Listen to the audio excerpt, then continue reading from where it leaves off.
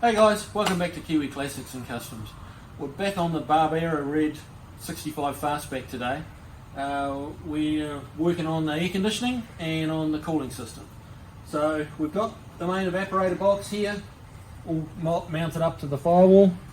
We've still got a bit to do here, obviously. We've got ducting and outlet vents and things like that to do. So we've got some vents to put up under the dash, things like that. So we got a little bit to do in here. What I really wanted to show you was we changed the routing of the high and low pressure hoses. I don't like the way the vintage air system looks. It's a bit clumsy looking. So let me show you what I'm talking about.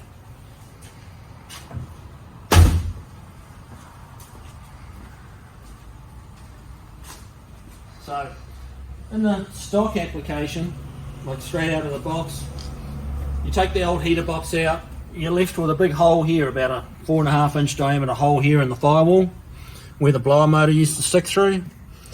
What Vintage Air and most of the air conditioning companies supply you is a plate to bolt on the inside, and it has a couple of holes through it. And you bring your air conditioning lines out through here, you run them around the fender and then across to your air compressor. And it just looks messy, in my opinion. It doesn't have to be that way. Your engine bay is the display case for your diamond in the middle, which is your engine. So you want it to look pretty. So what I do, we fill the hole, smooth it over, we bring the AC lines out through the firewall here on the inner fender. These get clipped with some clips up into here, and it goes around up here, like well out of the way of the tyre and the where it's going to go. This one heads through the inner fender to the compressor. This one heads up here. That's going to plug into a fitting here. On the dryer, we relocate the dryer to just up here. Now your bumper iron's going to be around that, your bumper and front balance and stuff, so that all hides away, disappears. So it just gets rid of all that clumsy stuff out of the engine bay. So what we have to do is run the hoses. Now these hoses are just basically pushed up into the fittings. They're not crimped as yet. Because what you have to do is, before you crimp them, you've got to mark them to make sure you crimp them in the right place. If they're clocked wrong, like these rubber hoses don't twist, so they're very stiff. You've got to have that, those 90 or 45 fittings facing the right way, otherwise you're going to be in trouble. So what I do to mark them, like this one here, I've already put a little bit of tape around the hose. That's where this one's going to go. And it's really quite simple, but it's very effective. We just run a line here, up onto here. We do that on all the different ends. And then when you take it to wherever you're going to take it to get the lines crimped, if you don't have a crimping tool, like I don't, they know where to line that up. So we need to do most of the ends. These ones going into the compressor, they need the same treatment. So yeah, it's really just as simple. Just get some 1.5 inch or so wide tape. Don't need a whole lot of it. Just pop it around right by the fitting. Slide that around there. Stick it down.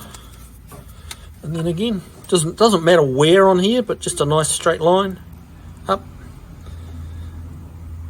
Like that. And then you can take it all apart, carry it over to wherever's going to crimp them for you. Some of the parts houses can do crimping. We've got a local guy here that does all that sort of stuff for us. So I'll finish getting these marked up, and we'll take them out, shoot them over there, he'll crimp them for us, and we can get that little bit buttoned down. But that, with all that stuff hiding under the inner fender, it really lifts the engine bay, in my opinion.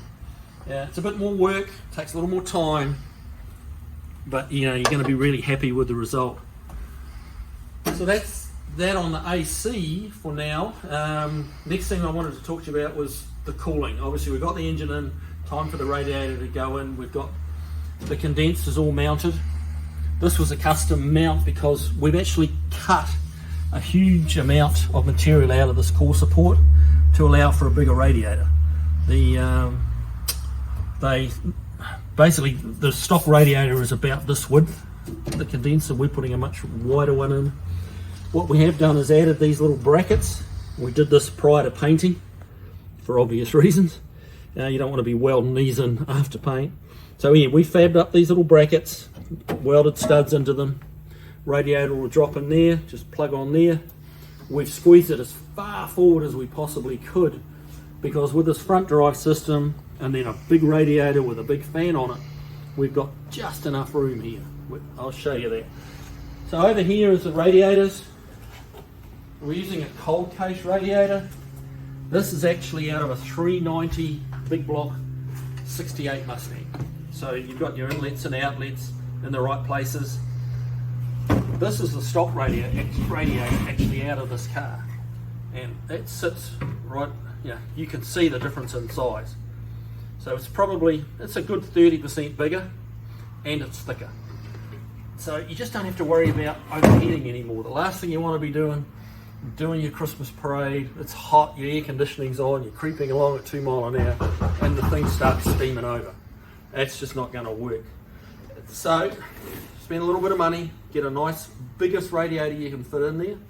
I like the cold case because they have these pressed tanks on them. Some of the cheaper ones have a folded metal and the kind of ends are welded.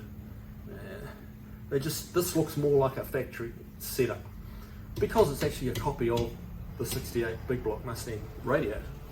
And we've got the radiator shroud here, fan on it.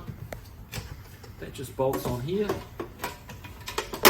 We'll get all that in there, and you really won't have to worry about the overheating of the engine again. It'll be easy. So let's grab this and show you where she mounts.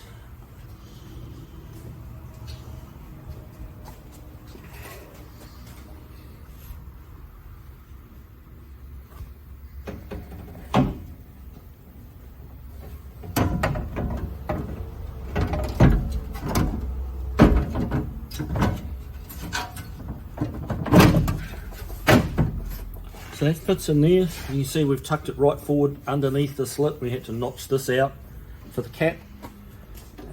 So we've still got a reasonable amount of real estate here in between, but that fan's going to fill her up pretty quick. But yeah, so all this you see here is not normally, the core support comes over to here, and so this has really opened it up very effectively. Your fan. This is a little tight going in here.